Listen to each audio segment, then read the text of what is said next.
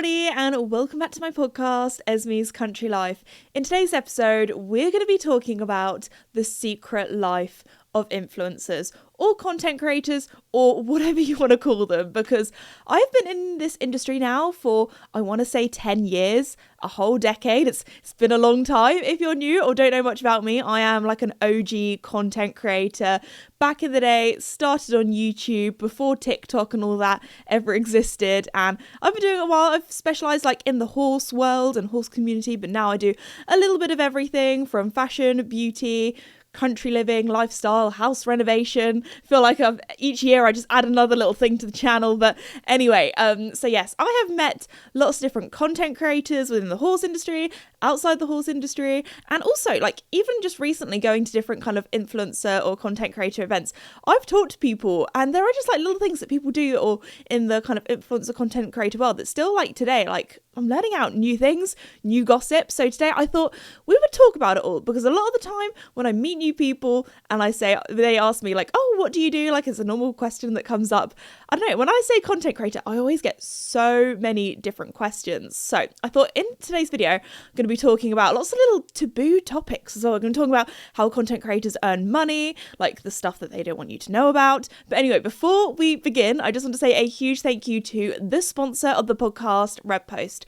Redpost is an equestrian and country store based in the UK, but they also ship all over the world. And let me tell you, something new, something exciting that's coming out is Lemieux, one of my sponsors also, they have new tall boots. They have come out with riding boots for humans. They've done boots for horses for years, but they now have boots for humans. And if you go into a Redpost store, you can actually get a professional boot fitting, because the last thing you want when you buy a new pair of riding boots is that you want to make sure that they fit properly. So go and check them out, or if you already know your size, then go to redpostequestrian.co.uk. So yeah, thank you so much to Redpost for sponsoring the podcast, and we're actually going to be talking a little bit about that later. We talk about sponsorship, brands, that kind of thing.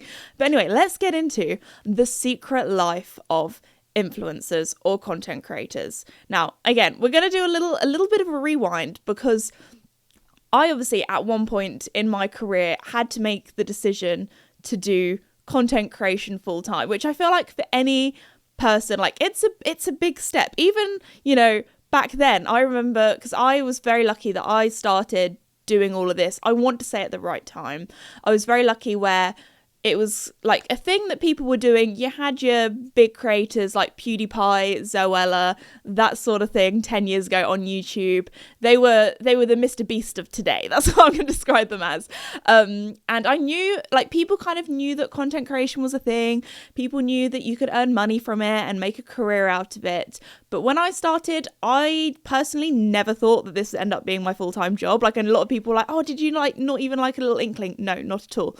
I honestly did it for fun, as like a way of tracking my progress with my horses. My phone will run out of storage, so that's why I just like post videos of me riding to YouTube.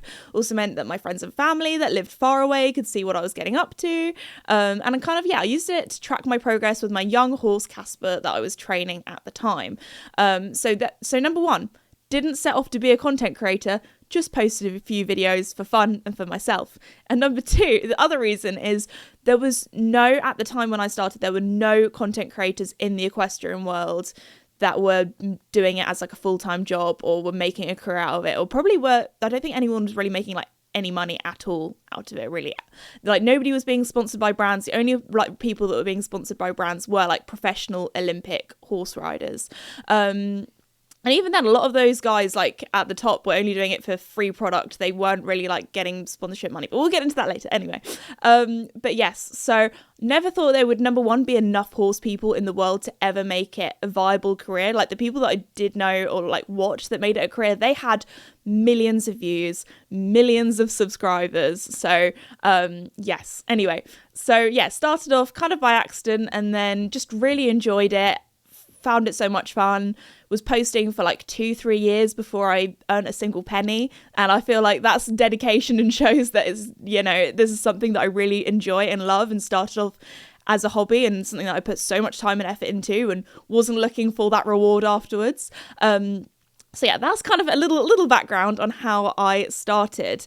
But yeah, let's so I do have my notes today. As you guys know, I'm very good in my podcasts at going off to topic, chatting about lots of different types of things. But yeah, we're gonna start off because this is a little bit of a taboo subject, and I was like, do I want to talk about this on the podcast? Do I not? And the thing that I get asked most is, Esme, how do you earn money?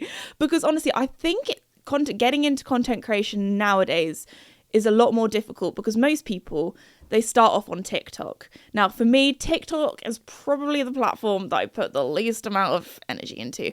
We have a love-hate relationship.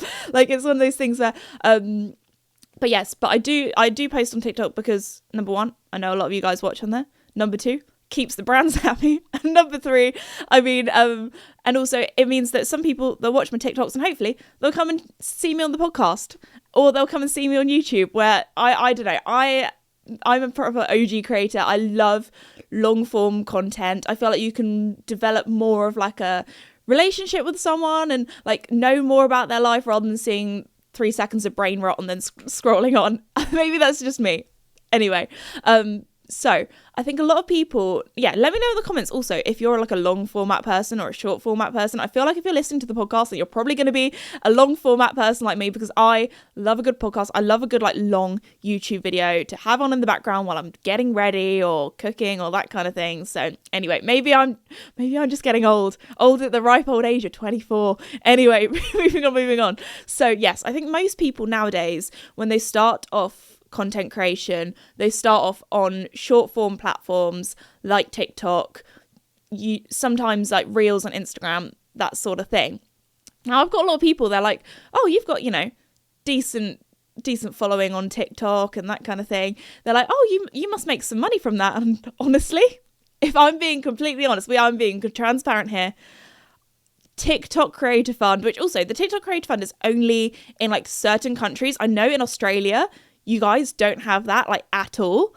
And I mean, don't get me wrong, having some money coming in, like not complaining, very, very grateful. Every little helps. But I would not be able to pay my bills with my TikTok money at all. I think it's not much.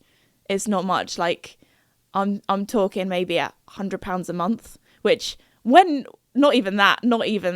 Like as a kid, I remember when I first got my first paycheck from YouTube, which was about £100. I remember being like, oh my gosh, like 15. No, I was a bit older than that actually. 16, 17-year-old me was like, oh my gosh, £100. I am balling. Take me to the tax shop. Take me to Red Post. Perfect. Let's go. But as an adult, you come to the realization that, that sort of level of money, that's like a week or two worth of groceries. You got your electricity bill, you got rent or a mortgage to pay off or whatever. Like that is not enough to live on at all. So you might be thinking, Esme, how do these content creators then earn money if it's not from the Creator Fund? Like, don't get me wrong, you could get a video that blows up and you could get like a few million views and maybe you'd get a bit more money than that. But it's not much. I feel like you could only really live on the TikTok Creator Fund if you were mega huge. Mega huge, that's not a word, but you know what I mean. If you were like one of the top, like Charlie D'Amelio top content creators that's getting multi-million views per video, then you could probably maybe make enough money to like live on. But the way that most content creators nowadays earn money is through brand deals. Now, I was really lucky, again, if we go a little bit further back to how I started, the reason why I was able to make that leap I was very lucky that content creation for me came along at the perfect time. It kind of got to the stage where it became a full-time job at the time where I've just finished my exams at school. I decided to have a gap year before going to uni, see if I could make this social media thing work, and I was really lucky that it did work out. But if I'm being honest, I did put a lot of hard work, energy, blood, sweat and tears into my channel and everything as well. So I'm not going to lie, I'm not going to deny it. There was some luck there. But also, I'm not going to deny that I worked my butt off as well. So anyway, the reason why I was able to make that leap and be like, okay, I think this might be the decision that I can make it full time was because of the YouTube Creator Fund, when I tell you the YouTube Creator Fund, it is like 100 times better than TikTok. That with the YouTube Creator Fund, if you have an audience that watches your videos through, doesn't skip the ads. So I'm not telling you to do that because legally I can't, but if you want to watch the ads, you're very welcome to. And also is like engaged. And also I'm talking, this was when I maybe had 100,000 subscribers on YouTube, even less. I was able to earn enough money where I was like, okay, this is more than my job, my part-time job at the vets. This I could probably like live on. Definitely as like a 18-year-old living at home could definitely live on. So I'm being 100% like transparent. YouTube is the way that you can earn money. TikTok is not, unfortunately. And I don't know, it makes me kind of sad because back in the day, so many people could make that leap or could do social media full-time because they had that YouTube money behind them. But now, pretty much every time somebody watches a YouTube short, YouTube misses out on income because, again, YouTube shorts you do get paid for, but I'm talking like 25p per video. Unless, again, you get multi thousands of views. But like my YouTube shorts, I got some decent ones. I've got quite a few with like over 1 million views, and maybe I've earned £10, maybe £1. Like honestly, it also, the ads also depend on the time of year, which we will get onto in a little bit. My job is more seasonal than you might think. So yeah, I'm really telling you the secrets of being a content creator. But anyway, so yeah, but short form videos you earn no money from. Also Instagram, you earn no money from. There's none of that unless you do like channel memberships and all that kind of stuff. But that's a different kettle of fish. We won't get into that because not many people do that. But yes, but YouTube, if you want to, that is the only way that from like an actual platform paying you that I think it would be possible to do full time unless you're like Charlie D'Amelio.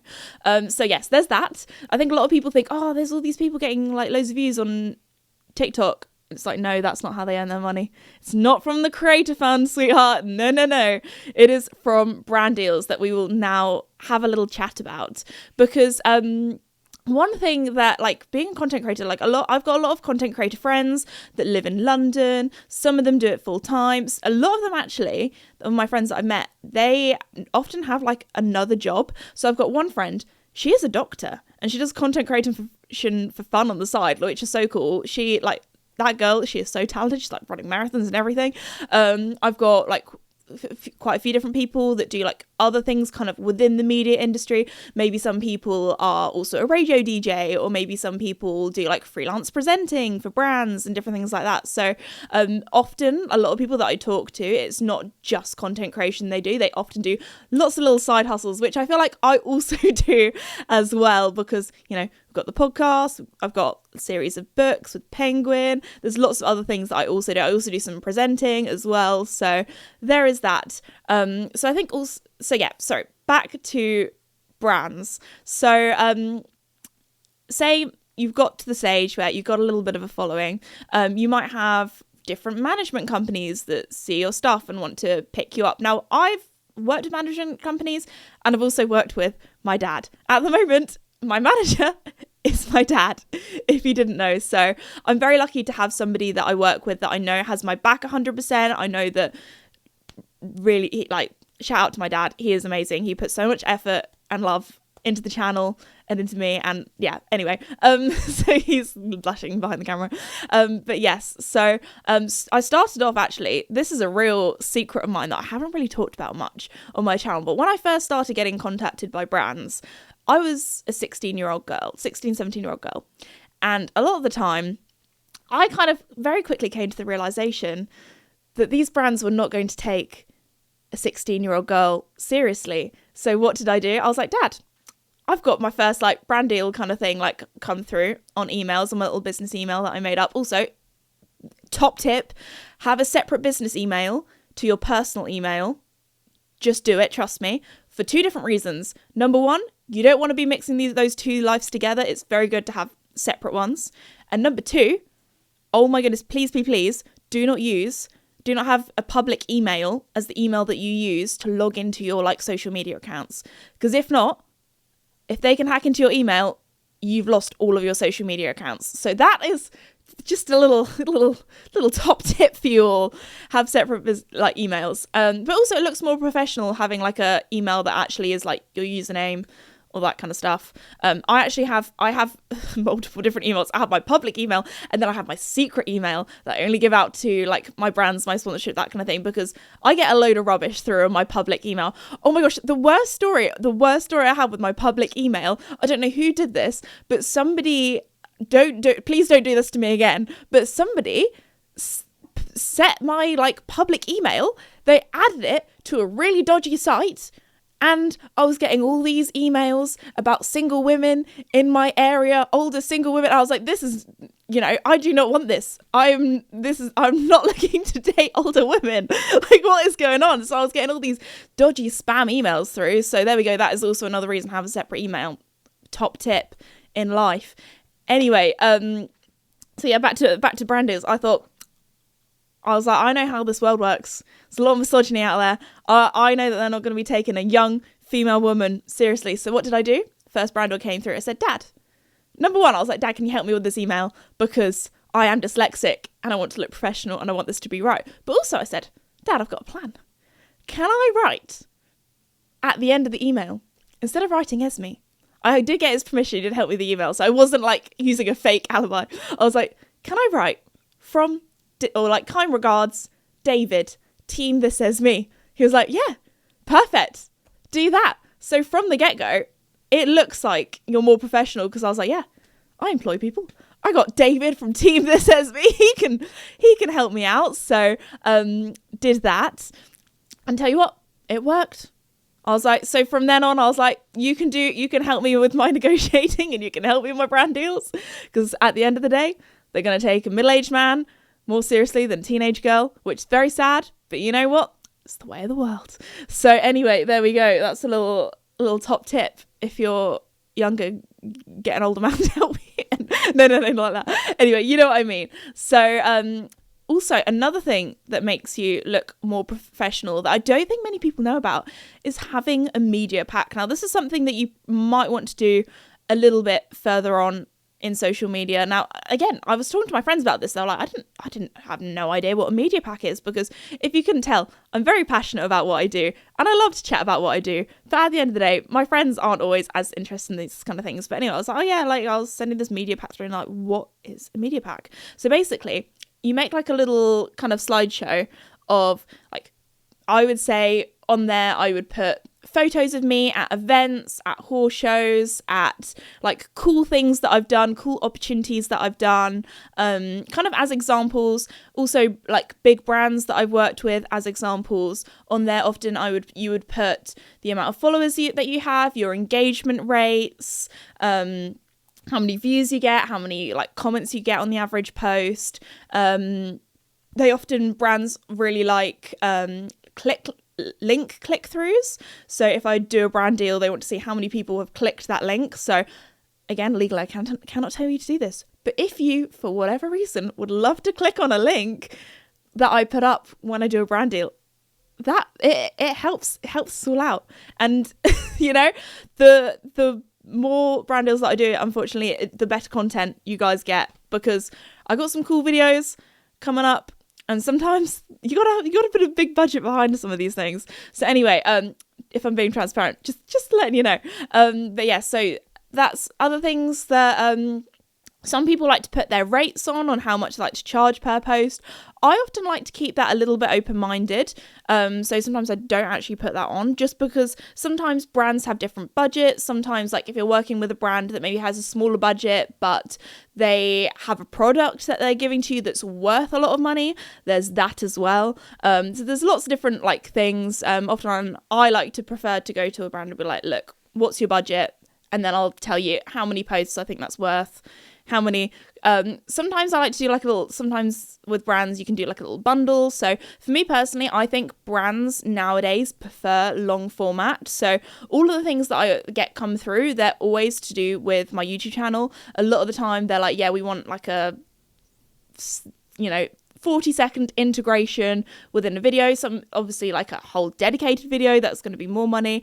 And again, some people feel really uncomfortable about content creators earning money, but the best way I can describe it as And I'm very grateful to like Pony Magazine and Horse and Rider Magazine, because when I first started in the social media world, I was like, I don't know how much I should be charging. And they were like, well, in our magazine, we charge this much for like a full page ad. And they kind of, by knowing what that was worth, it kind of made me realize, okay, so I can maybe charge like this much for like a full YouTube integration, and figuring out like how many magazines they sell versus how many like video views I got, like that kind of thing. So I was very lucky for that. I would say at the end of the day, it's always changing. It's always different. So search it up. That's what, talk to friends, talk to people. And also at the end of the day, if you're creating something for somebody, you're putting time, effort into that, and you've got to, you know, your time is valuable at the end of the day.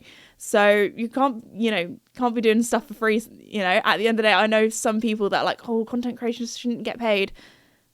Look at like big channels like on telly, they have adverts on. Are you saying that they shouldn't have, if they, you know, got adverts on in the ad breaks, they shouldn't be paid? At the end of the day, I think it's nicer that an average Joe, an average person like me, can earn like a bit of money than these huge corporations. And also, like, I'm very grateful to YouTube, because actually the ad revenue split is 50-50, which I think is incredible and really, really good. So shout out to YouTube for that. Again, maybe that's why they're a bit better than TikTok.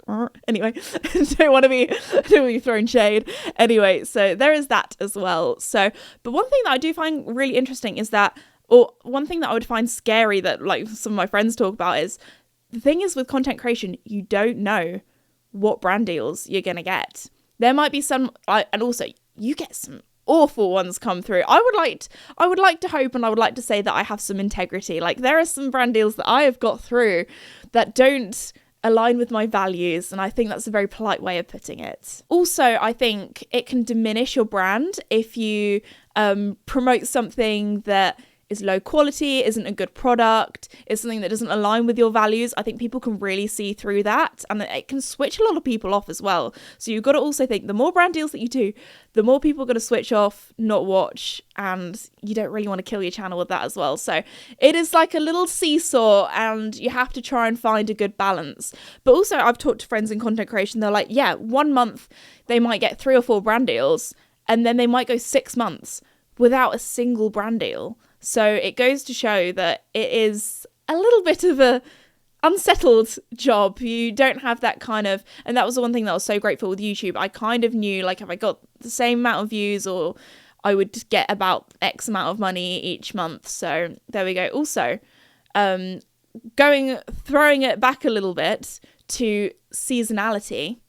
Again, with brand deals, you don't know how many you're going to get a month and things, but also the time of year with content creation is actually like, we have a harvest. If you didn't know, like, I always say to my friends, I've got a few friends in the kind of farmery, kind of country world. I'll be like, if you don't see me for a little bit, it's because it's the social media harvest at the moment, where I am putting out content, I'm busy, I'm doing brand deals, I'm doing, like, for me, I do quite a lot of in-person events, so that's like a different kind of harvest that not many people in the content creation world do nowadays. I know back in the day when a lot more people would describe themselves as YouTubers rather than influencers, would do like more kind of like meet and greets, that kind of stuff, like proper, I miss the days before the pandemic. I'm sounding so old, but life was just easier then.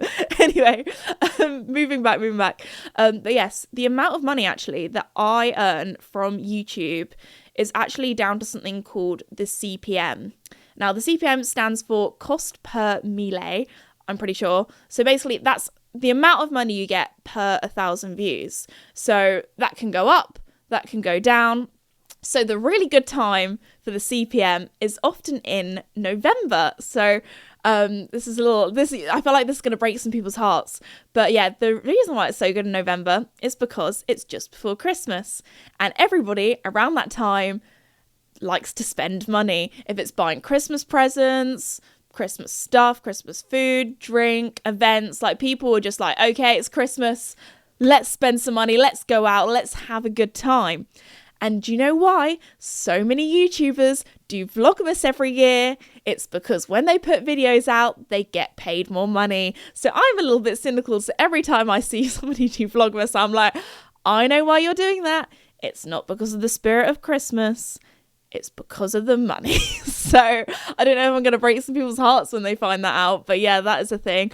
Also, in January, you probably won't really earn any money. Like, I'm talking, the difference is like day and night.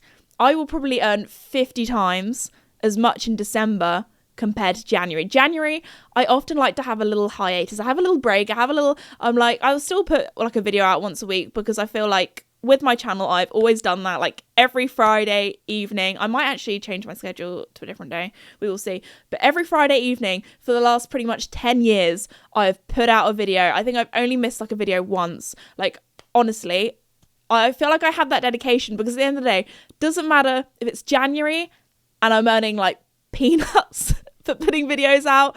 I owe it to you guys, because you are the reason that I'm able to do this job.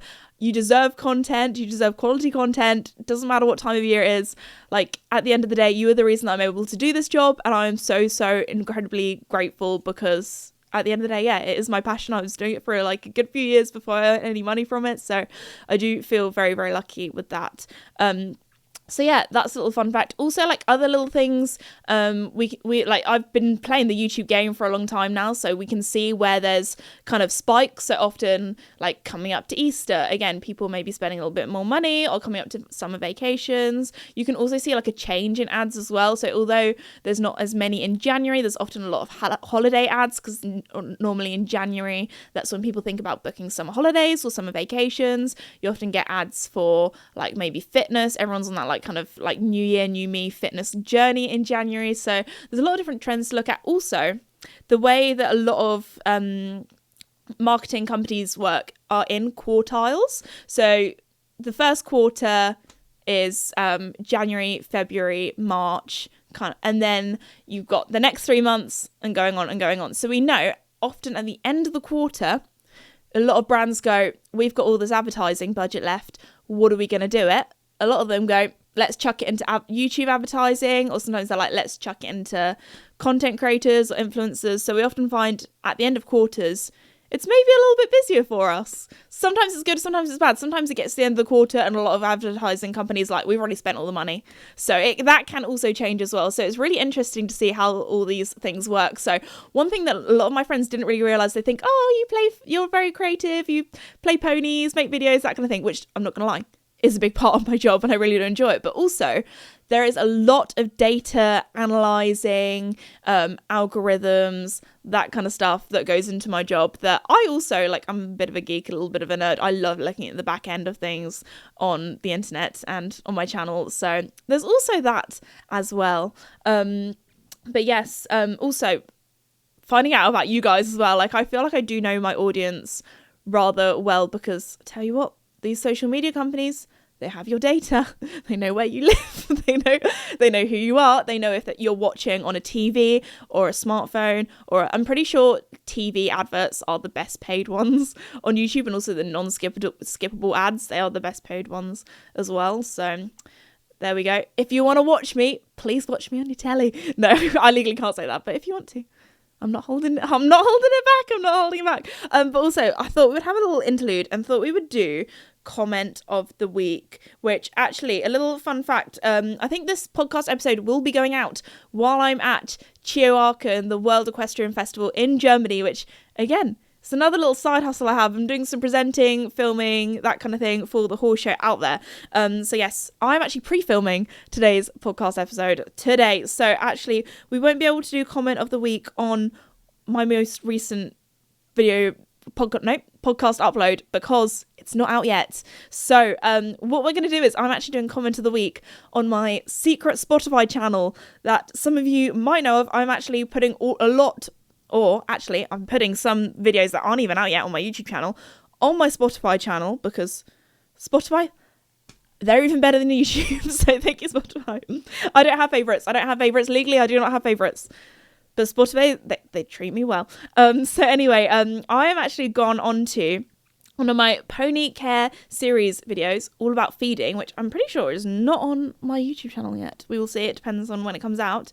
And this comment is from the lovely Freya, and she has put, first one to comment on the new secret channel. She's done little eye emojis as well. So shout out to Freya for checking out my secret channel. I know I haven't really like pushed it or talked about it much. So the secret channel is called This Esme Video Channel. Wow, so original, I know. But it means that you can watch my videos on the go. And if you have a Spotify premium account, you can download the videos, watch them without Wi-Fi. So if you want to watch my YouTube videos, you can watch them on Spotify as well. So thank you, Spotify, for looking after the channel, looking after us. But anyway, so we've talked a little bit about brand deals and that sort of thing. Often, actually, with brand deals, the way they work, so there's lots of different relationships that you can have with brands. My personal favourite ones are long-term brands, like Redpost, the sponsor of the podcast. So very, very grateful to have them sponsoring the podcast. They are really, really good to work with. So we have like a long-term kind of like thing going on. So and also like I'm very close to the family that own Redpost. I prefer working with smaller companies on like a bigger scale, and it means that like if they're like, oh, Esme, in the podcast this week we've got a new shipment of this colour saddle pads, can you chat about it? I'm like, yeah, sure, easy. When sometimes you can work, when I work with big brands which are often outside the equestrian world, you're talking to somebody that doesn't really know you. They're like, oh, she looks good, add her to the list, can you do this? Here's a little brief of what we want you to say in the video. Sometimes people can let you be really creative. Sometimes they're like, here's a script that we would kind of want you to put in your own words. Please, can you say these like bullet points? And obviously I just want to put it out there that I will never do a brand deal unless it's something I believe in. I would never lie to you guys, because again, that is just diminishing, number one, to my brand, and also like that is just not me. I'm not that person. Like that cringes me out when you see people do stuff like that. So they're like, here's like key features of the product, say it in your own words. Needs to be about 30 seconds long, 60 seconds long, depending on the ad. Sometimes I do like little bundles where it's like, yeah, I'll do some stories as well.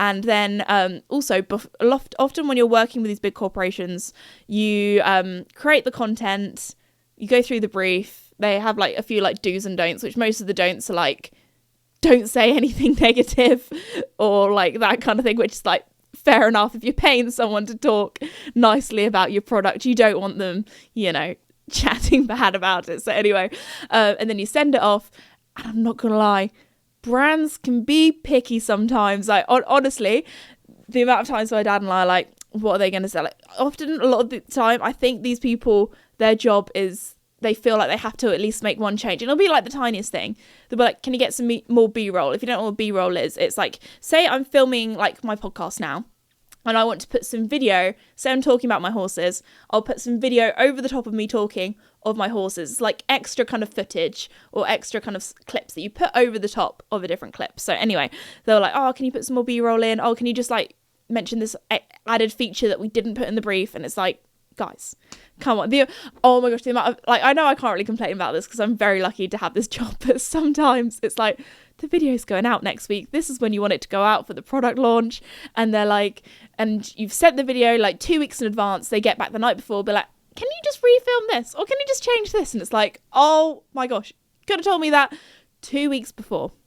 Come on, guys. So there is that. That is one thing that I would say is when you do work with brands, be prepared the night before to have some last minute filming and last minute changes. Throw away your social life. You've got to get this done. So, or there's been times where, perfect, got this video all ready to go, scheduled, approved by a brand night before. Hi, this product has been sold out. So can you put something else out that day? And I'm like, okay. So I always like to have, when it comes to YouTube, because again, I don't want to let you guys down. I want to make sure there's a video for you all. I always like to make sure that I have a bank of videos in case anything happens, because at the end of the day, life can life, you could like have a family emergency, you could have like an awful thing happen, you could be ill, you could like be grieving. There's so many different things in life that can throw at you, and sometimes, yeah, like a normal job, well, actually, some normal jobs, like, they would not let you have time off, which I feel so bad for some of my friends that have, like, gone through, like, traumatic life events, and work's like, nah, you don't get time off for that. And I'm like, what what? So that's one thing that I am very lucky with my job, is that I do get to pick and choose my hours. So if I'm having a family emergency, I can be there for my family. Unless like I'm in a different country, then I'm sorry guys, like I can help you as much as I can from a phone call away. But a lot of the time, yeah, I do get to pick and choose my hours. But also there are times where it's like, nope, sorry, got to do this thing, got to get this thing done for a brand. So the best way I can describe it, it's like working for lots of different companies. I guess, yeah, at the end of the day, like when I talk to people about my job, I say I've got my own video production company, which I think is the best way to describe it, because at the end of the day, I'm making content for you guys, for myself, and for brands. So that's what I normally say, because if I say content creator, then most people think I sit around on TikTok and my family fund my life, which is not the case. But anyway, so there is that. So yeah, that is one thing with brands. You never know. You never know if it's going to get accepted or not. And even if they have accepted it, you don't know until you've pressed that publish button if it's going to go out. There's been some tight turnarounds, I'm not going to lie. So now we're going to go on to the type of people that I've met in the content creator world. Now I think I might have said this once before on a podcast, but I feel like there are two different types of people that you meet in the content creator world. We're going to go, so the first half is probably the box that I would put myself in. And that is somebody in a niche, somebody who is very passionate about their thing that they talk about. So for me, that's me with horses. You also meet a lot of neurodivergent people as well. So I've met some really cool people in my time, and really fun people as well in my time in social media. And then you get the other half of people that I would say are the attractive, funny, popular people. Do you know what I mean? I feel like there's like two different boxes. There's somebody that's really good at their niche. Maybe they're a really talented chef and they're really into food, or maybe they're a really talented athlete and they're really good at what they do, or really interested in their topic, or really interested in trains. They have like a whole train channel. Like there's so many different people with so many different niches, which I think is incredible. And then you also have the like blown up on social media because they are like the most beautiful person you have ever seen in your life, or maybe they are like the funniest person, they have like a huge personality, and you're like, you were definitely like popular at school. So I kind of like walk into a group and I'm like, I always like wonder, like I don't know if it's just me that thinks this, like you have the like niches and the popular kids, and I always think to myself, I wonder which kettle of fish, like I wonder which one they're putting me in. And I think maybe they look at me and they might go, oh, like, well, I don't want to toot my horn, but maybe they're like, oh, she's one of the cool girls. And then as soon as I open my mouth, they're like, oh, she's a horse girl. She's too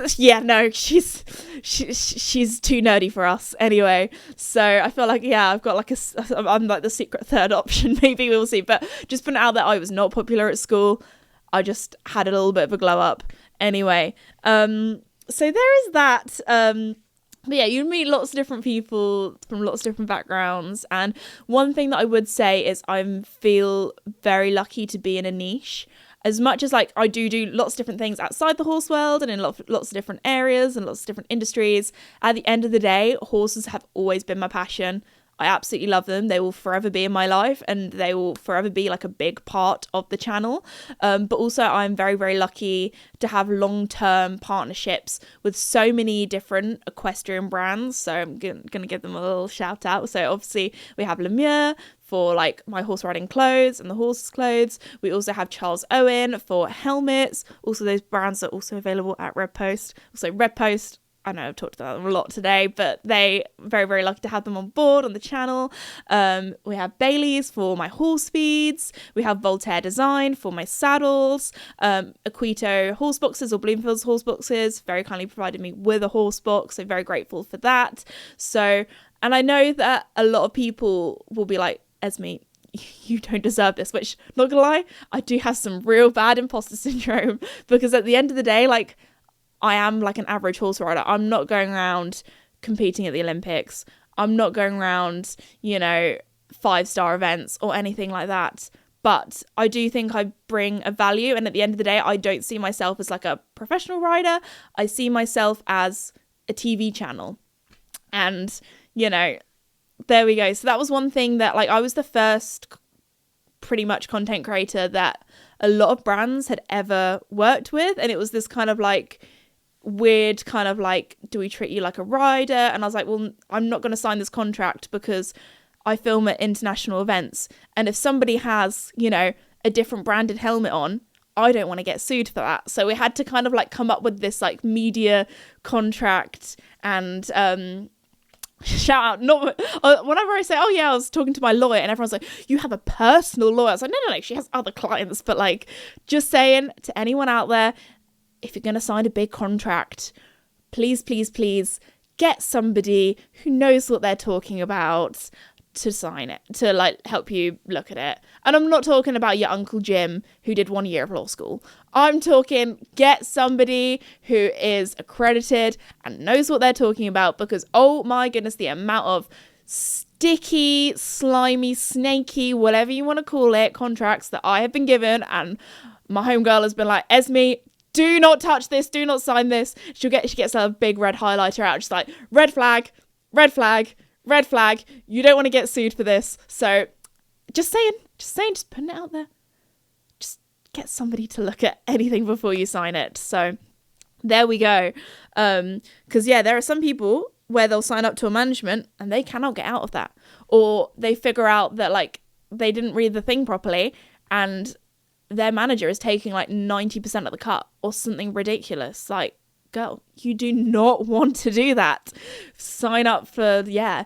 Like, I've heard stories from like content creators who have like managed to get out of their like awful management and have been saying like, yeah, they basically took all my money. I didn't know how much like they were doing like I'm talking big creators. I'm not talking like little people who have been taken advantage of. I'm talking like top of the industry creators who started this when they were a teenager, didn't know how much like money was possible to earn in content creation because they were like at the top of the game, and thought, oh wow, like this is decent money, which don't get me wrong, the money they were talking about was decent, but actually their manager was taking pretty much everything in comparison, and like you hear some horrible stories. So they're just putting it out there are some snaky people in this world.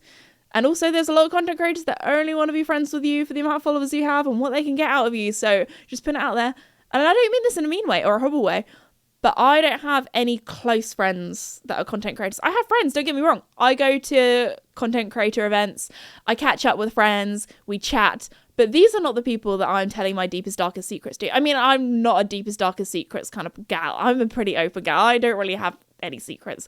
But you know what I mean? We're not having those like deep chats, chatting about stuff. We're just like, oh, hey, how are you doing? What are you up to? Like that kind of thing. I'm not like meeting with them multiple times a week, having a proper like girly chat, staying around my house kind of thing.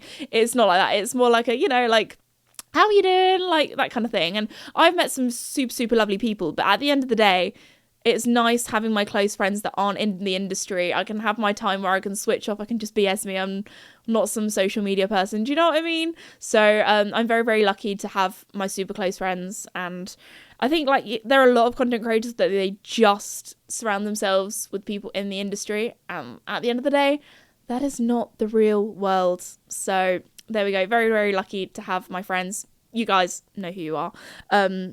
But yes, I think I don't know how much I've rambled for.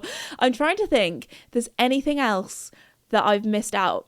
Davide, would you say I've missed anything out? Anything else that you would say about the content creator world? Because also, as much as like I'm in this world, my dad is, I have dragged kicking and screaming, not quite kicking and screaming, but I have dragged into this world as well, which is a funny old world at the end of the day.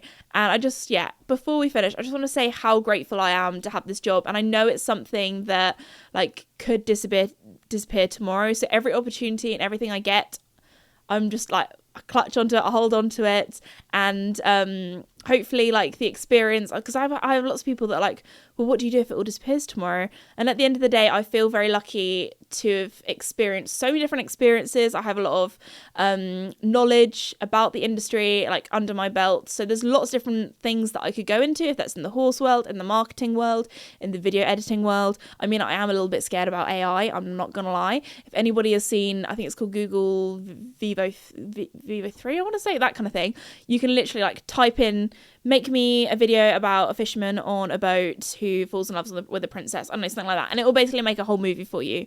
And I'm getting so many videos now where it's like, is this real, is this AI? And after you've watched a few, you can kind of see it because I feel like the AI is just like a little bit too perfect.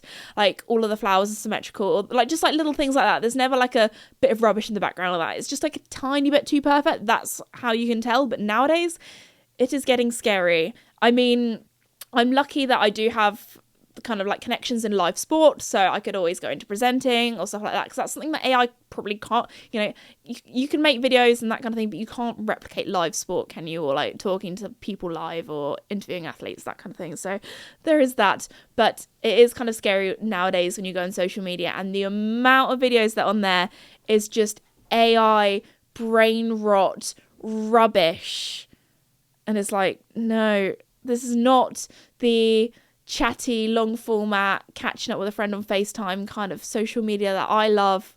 That is my favourite. If you couldn't tell, I'm very passionate about the podcast. It's one of my favourite projects that I do. And again, like with the books as well, that's like kind of good for your brain. It's good for your brain, guys. Stop the brain rot. Watch my long format YouTube videos and podcasts instead. Anyway, on that note, yeah, I'm very, very lucky that I have my long-term brands for supporting, and also the media channels like YouTube and Spotify for supporting me as well. So at the moment, I'm still able to do this as a job, and I'm very, very grateful to be in this position. But yeah. So anyway, that is the secret life of influencers. Let me know in the comments if there's. Oh, the only other thing that really surprised me is not everyone posts things live, like on stories. Like I would say most of the time I'm pretty live when it comes to stories, apart from if I'm in a certain place just for safety reasons. Like if I'm at London at a cafe having like a business meeting, I won't put at this cafe live tag, here I am. I will probably post that like once I've left that location, just for safety reasons, because you never know, because there are some weirdos out there.